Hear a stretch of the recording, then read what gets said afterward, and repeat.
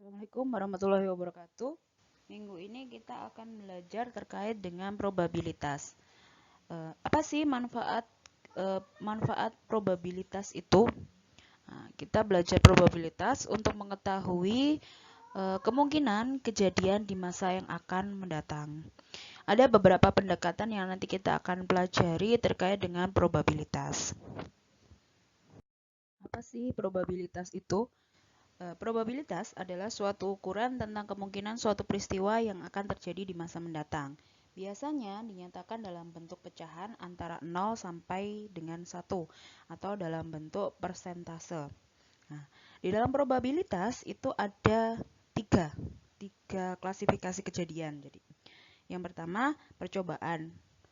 Percobaan adalah pengamatan terhadap beberapa aktivitas yang memungkinkan timbulnya paling sedikit dua peristiwa tanpa memperhatikan peristiwa yang akan terjadi. Itu namanya percobaan.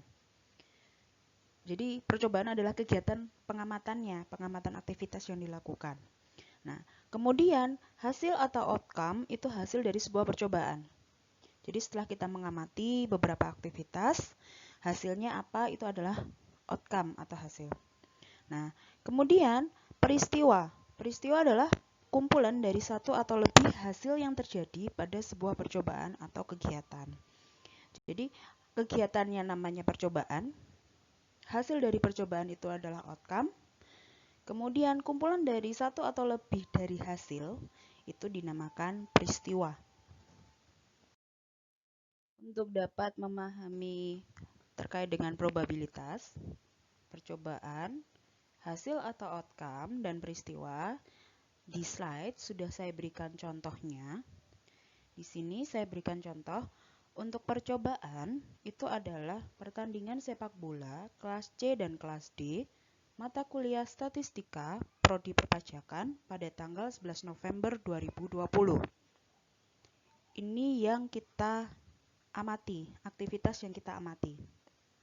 Kemudian, dari pertandingan tersebut, hasilnya itu bisa dapat terjadi salah satu dari tiga opsi di hasil atau outcome. Jadi dari pertandingan sepak bola, hasilnya bisa berupa yang pertama, kelas C menang dan kelas D kalah. Yang kedua, kelas D menang dan kelas C kalah. Atau pertandingan tersebut adalah seri hasilnya, yaitu poin kelas C dan kelas D sama.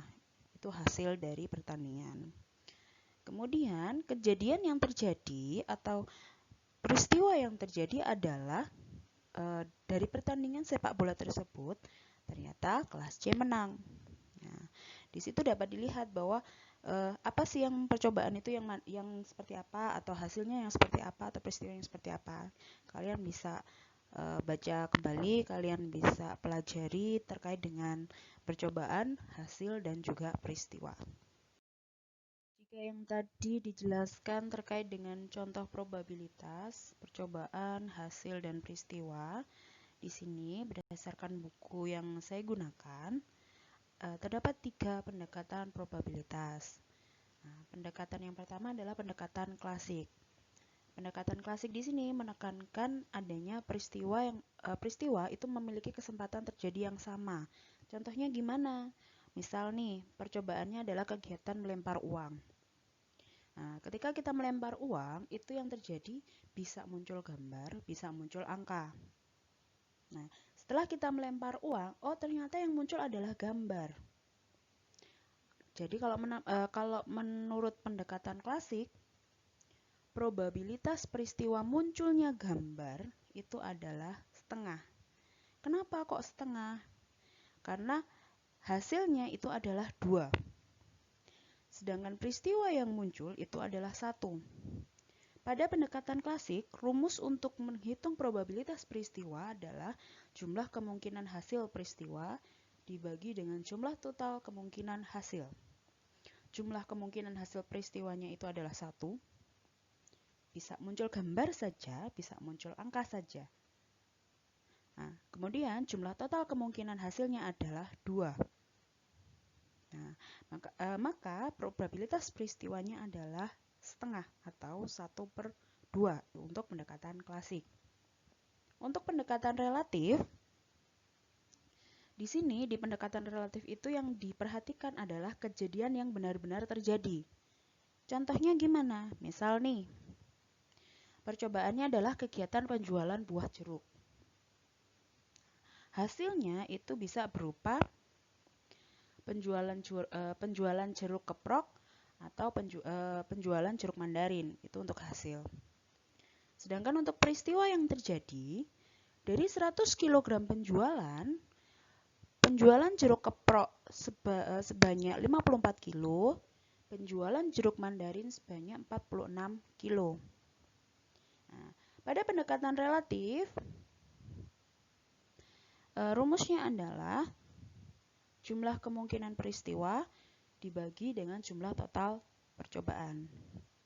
Nah, semisal yang ditanyakan adalah probabilitas penjualan jeruk mandarin. Maka probabilitasnya adalah 46 dibagi 100 atau sama dengan 0,46 atau 46%. Itu kalau berdasarkan pendekatan relatif. Jadi yang benar-benar terjadi berapa gitu. Nah, sedangkan yang terakhir adalah pendekatan subjektif. Pada pendekatan yang terakhir ini, pada pendekatan subjektif itu didasarkan pada penilaian pribadi.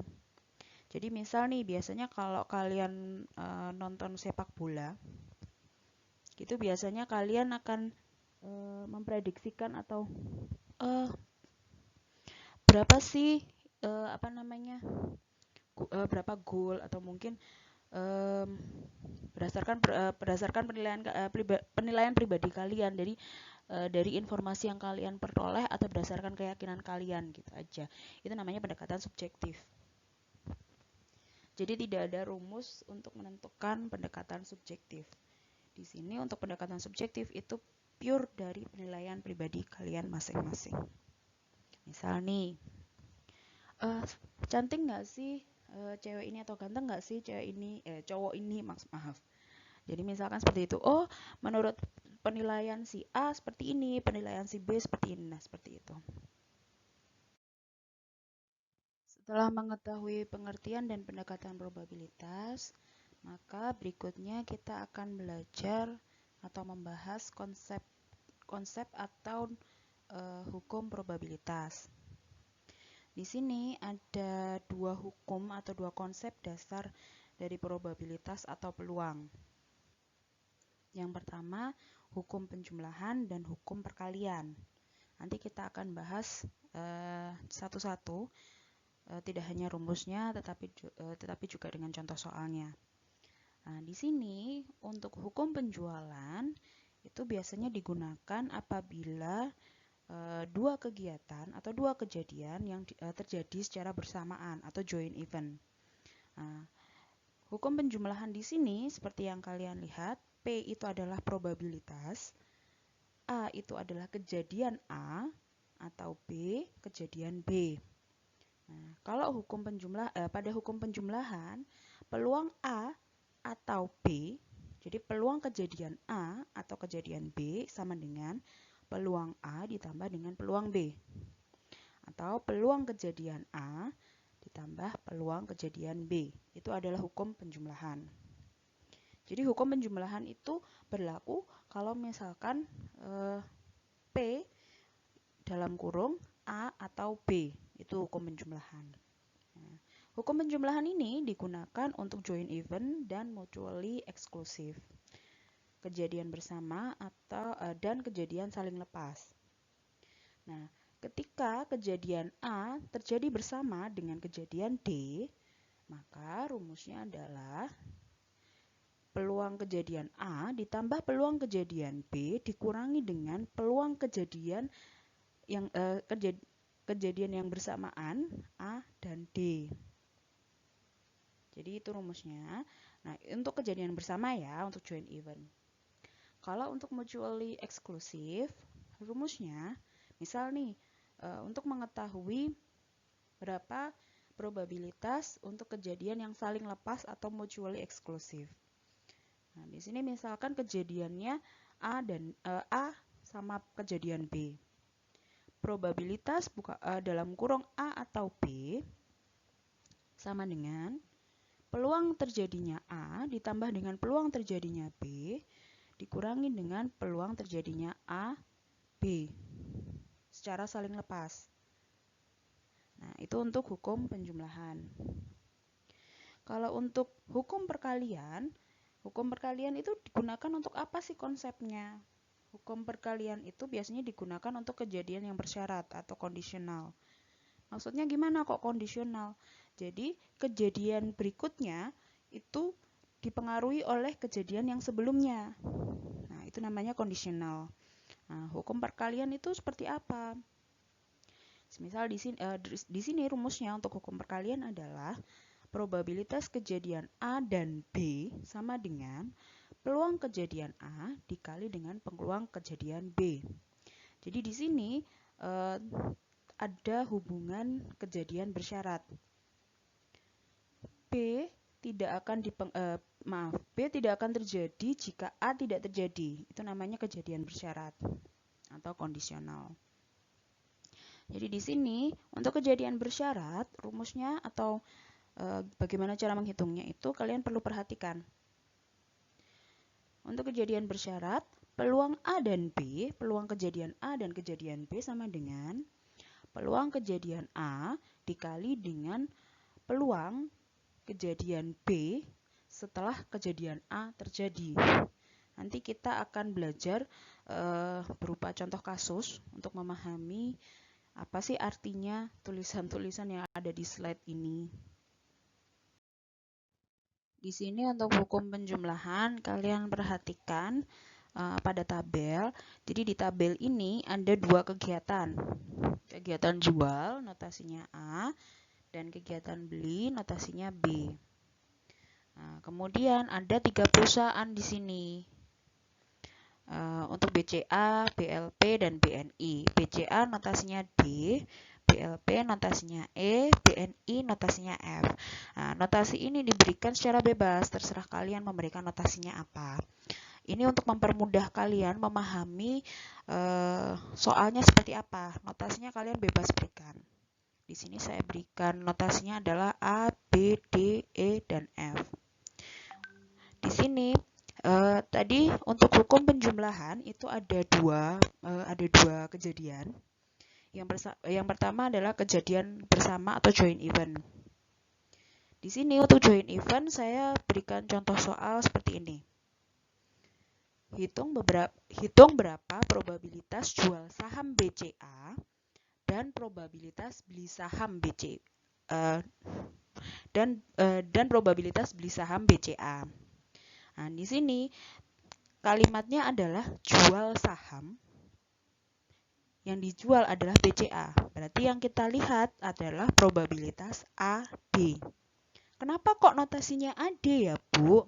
Nah, coba kalian perhatikan tabel warna biru. Pada tabel kegiatan jual itu dinotasikan A. Sedangkan untuk saham BCA, saham perusahaan BCA notasinya adalah D. Itu kenapa probabilitas jual saham BCA saya notasikan P dalam kurung AD. Dan probabilitas beli saham BCA P dalam kurung BD. B untuk notasi beli, D untuk notasi saham BCA. Sebelum kita menghitung probabilitas jual saham dan probabilitas beli sahamnya BCA, maka terlebih dahulu kita menghitung PAD dan PBD. Nah, PAD-nya berapa? PAD-nya adalah 30/200.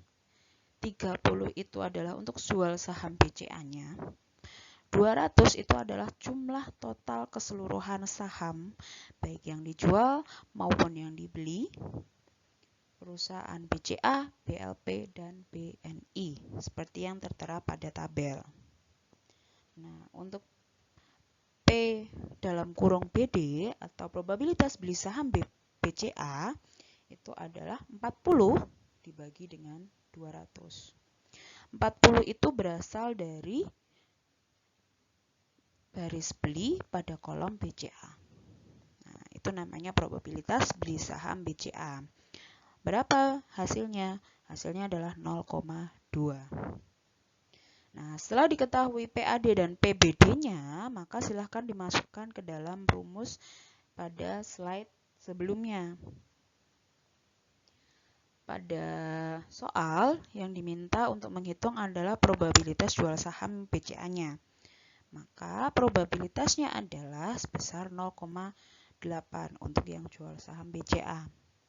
Sedangkan untuk probabilitas beli sahamnya, saham BCA-nya itu adalah 0,55. Mungkin ada yang nanya, Bu, 0,6 itu dapatnya dari mana? 0,6 kalian bisa lihat nih. Untuk yang probabilitas jual saham, berapa sih probabilitas jual sahamnya? Probabilitasnya adalah 120 dibagi dengan 200. 120 itu apa? 120 itu adalah jumlah transaksi penjualan saham. Seluruh perusahaan itu adalah 120. Itu kenapa P dalam kurung A atau probabilitas penjualan saham itu adalah 0,6. Terus kalian mungkin ada yang nanya nih, 0,35 dari mana, Bu?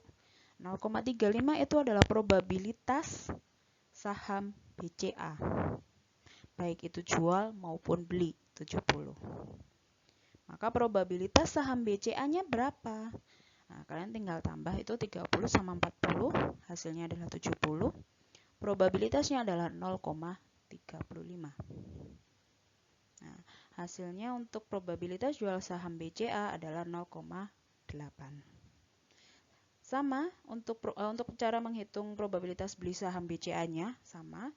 Kalian tinggal masukkan saja angka-angkanya. Itu untuk yang joint event atau kejadian bersama. Kalau kejadian saling lepas gimana, Bu? Sebenarnya untuk kejadian saling lepas atau mutually eksklusif itu rumusnya sama kok sama yang joint event sebenarnya. Hanya saja pada kejadian saling lepas atau peristiwa saling lepas, di sini untuk probabilitas jual beli sahamnya karena kejadiannya itu gini. Logikanya adalah kita nggak mungkin pada satu peristiwa kita menjual dan membeli saham. Jadi real peristiwa yang terjadi itu adalah biasanya kita jual dulu baru kita beli. Kita nggak bisa, tidak mungkin terjadi jual dan beli saham dalam waktu yang bersamaan, dalam satu waktu. Nah, itu kenapa ada yang namanya peristiwa saling lepas. Nah, kalau misalkan terjadi peristiwa saling lepas, maka kemungkinannya adalah 0. Kenapa kok 0? Karena tidak mungkin terjadi. Itu kenapa probabilitas jual beli saham itu sama dengan 1. Kenapa kok 1? Karena kalian bisa langsung masukkan nih ke dalam rumus yang sebelumnya, di slide sebelumnya. Peluang terjualnya saham itu udah 0,6 dan peluang terjadinya beli saham itu adalah 0,4. Kemudian untuk peristiwa yang untuk probabilitas jual dan beli saham gimana, Bu? Kemungkinannya atau probabilitasnya? Probabilitasnya adalah 0 karena tidak mungkin terjadi tadi. Maka probabilitas jual beli saham itu sama dengan 1. Sampai sini ada pertanyaan? Jika tidak ada, kita lanjutkan pada slide berikutnya. Untuk hukum perkalian, saya gunakan tabel yang sama sebagai contoh. Untuk conditional probability, contoh soalnya, hitung berapa probabilitas penjualan saham dan yang terjual adalah saham BLP. Jadi di sini ada dua kejadian. Kejadian pertamanya adalah penjualan saham. Sedangkan kejadian keduanya adalah yang terjual adalah saham BLP. Di mana kejadian penjualan saham BLP itu terjadi setelah adanya kegiatan penjualan saham. Di sini notasinya untuk probabilitas penjualan saham dan yang terjual adalah saham BLP itu adalah P dalam kurung E garis A. Di sini kita hitung dulu PEA-nya berapa. PEA kita lihat dulu. Untuk penjualan saham BLP itu adalah 50. Berbeda dari yang slide sebelumnya. Kalau yang slide sebelumnya dibagi dengan 200 karena jumlah keseluruhan kejadian yang terjadi adalah 200, tapi di conditional probability itu bukan 200 tetapi 120. Karena seperti yang tadi saya sampaikan, ini adalah conditional probability, di mana penjualan saham BLP itu terjadi setelah adanya penjualan saham.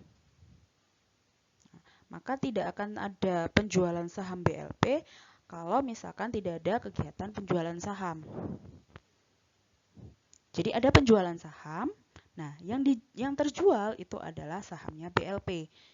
Maka dari itu, probabilitas atau PE garis A itu adalah sebesar 50 dibagi dengan 120. Atau probabilitasnya adalah 0,42. Kenapa kok 120 tadi ya? Kalau misalkan ada yang nanya, kok 120 ya Bu, kok bukan 200 gitu kan? 120 adalah total kegiatan penjualan dari 3 saham perusahaan. Jadi 120 itu adalah penjumlahan dari 30 sahamnya BCA, 50 sahamnya BLP, 40 sahamnya BNI. Setelah dihitung probabilitas penjualan saham yang terjual adalah BLP, kita masukkan ke dalam rumus probabilitas untuk conditional probability. Hasilnya adalah 0,252. Untuk mempermudah mengetahui probabilitas sebuah peristiwa, kita bisa menggunakan distribusi binomial. Nah, di sini untuk distribusi binomial itu biasa digunakan untuk jumlah kejadian di bawah 50. Jadi istilahnya untuk jumlah peristiwa dalam skala kecil, kita bisa menggunakan distribusi binomial. Seperti yang kalian lihat di slide, ada tanda faktorial. Semoga kalian masih belum lupa dengan pelajaran yang ada di SMA untuk perhitungan faktorial yang lambangnya seperti tanda seru ya. Nah, kalian bisa lihat rumusnya, kalian bisa baca keterangannya juga. Di sini saya langsung berikan contoh soal untuk distribusi binomial. Untuk contoh soalnya, program studi perpajakan mengirimkan delegasi mahasiswa untuk bertanding di Olimpiade Perpajakan yang dilaksanakan di kota Jakarta. Kemungkinan mahasiswa lolos seleksi awal adalah 90%. Delegasi mahasiswa yang dikirim berjumlah 15 orang. Pertanyaannya, tentukan probabilitas 15 mahasiswa lolos seleksi. Yang kedua, probabilitas 13 mahasiswa lolos seleksi. Dan yang ketiga, probabilitas 10 mahasiswa lolos seleksi. Nah, di sini kalian bisa langsung masukkan angka-angkanya. Untuk yang dicari adalah atau R atau banyaknya peristiwa yang sukses ada 15. Nah, berarti R kecilnya 15, N kecilnya atau jumlah total percobaannya adalah 15. 15 ini itu adalah delegasi yang dikirim. Kemudian R kecilnya itu adalah banyaknya peristiwa sukses atau yang ditanyakan atau probabilitas 15 orang mahasiswa lolos seleksi. Nah, kalian bisa hitung. Probabilitas 15 mahasiswa lolos seleksi sama dengan 0,206. Akan lebih baik kalian bulatkan paling tidak 2 angka di belakang koma atau dibiarkan saja 3 angka di belakang koma. Nah, untuk pertanyaan yang kedua, probabilitas 13 mahasiswa lolos seleksi. Di sini R kecilnya itu adalah 13, N kecilnya tetap 15, maka probabilitas 13 mahasiswa lolos seleksi adalah 0,267. Sedangkan untuk pertanyaan yang ketiga, atau probabilitas 10 mahasiswa lolos seleksi, maka yang dicari itu adalah R kecilnya adalah 10. Sedangkan N kecil itu tetap 15 orang. Karena jumlah total percobaannya adalah 15. Untuk probabilitas 10 mahasiswa lolos seleksi adalah 0,0105. Atau kalau kalian presentasikan, maka jumlah probabilitas 10 mahasiswa lolos seleksi adalah 1,05%. Kalau kalian presentasikan ya. Oh iya, Q itu dapatnya dari mana? Q itu adalah probabilitas gagal. Jadi di soal sudah dijelaskan bahwa kemungkinan mahasiswa lolos seleksi awal itu adalah 90%. Maka P kecil atau probabilitas sukses suatu kejadian dalam setiap percobaan itu adalah 0,9 atau 90%. Kalau P kecilnya itu adalah 90%, maka probabilitas gagal atau Q kecil itu adalah sebesar 10% atau 0,1. Jangan lupa untuk perhitungan lambang faktorial. Kalau kalian lupa cara menghitung faktorialnya, kalian bisa gunakan kalkulator ya. Untuk kalkulator yang saintifik biasanya ada lambang faktorialnya. Seperti yang kalian baca di buku ya, distribusi binomial itu hanya untuk percobaan dalam jumlah di bawah 50. Kalau misalkan percobaannya di atas 50 atau dalam jumlah besar, bagaimana Bu? Apakah distribusi binomial ini bisa digunakan? Jawabannya adalah tidak. Kalau misalkan N atau jumlah percobaannya itu lebih dari 50 atau dalam skala besar, maka untuk distribusinya kita gunakan yang disebut dengan distribusi Poisson. Tentunya rumusnya juga berbeda dengan distribusi binomial. Kalian bisa lihat di slide, kalian bisa baca sendiri keterangannya.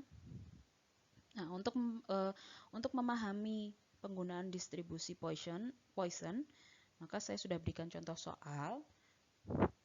Contoh soalnya adalah UB Guest House mengoperasikan hotel dengan kapasitas 100 kamar eksekutif.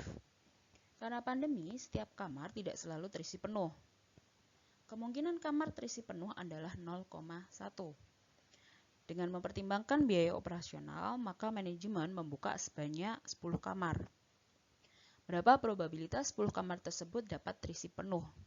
Nah, di sini dapat dilihat bahwa N kecilnya itu adalah 100. Kalau kita menggunakan rumus distribusi binomial, maka nilainya itu akan susah dalam perhitungannya. Maka kita gunakan distribusi Poisson. Perlu diperhatikan lambang mu itu diperoleh dari N atau jumlah percobaan dikali dengan probabilitas yang terjadi. Nah, di sini N-nya adalah 100 dan probabilitasnya adalah 0,1. Maka rata-rata hitung dari jumlah nilai sukses atau lambangnya mu atau notasinya mu itu adalah 100 dikali 0,1. Maka mu itu sama dengan 10. Kemudian kita bisa masukkan ke dalam rumus distribusi Poisson. Nah, hasilnya untuk probabilitas 10 kamar tersebut dapat terisi penuh itu adalah sebesar 0,125 atau sebesar 12,5%. Itu jika kita menggunakan distribusi Poisson untuk jumlah percobaan lebih dari 50 percobaan. Sampai di sini apakah ada pertanyaan terkait dengan probabilitas dan distribusi probabilitas? Apabila ada yang kurang jelas, kita bisa diskusikan di WhatsApp group, atau mungkin ada yang kurang atau mungkin ada penjelasan saya yang salah, kita bisa diskusi di WhatsApp group kelas seperti biasanya. Terima kasih. Assalamualaikum warahmatullahi wabarakatuh.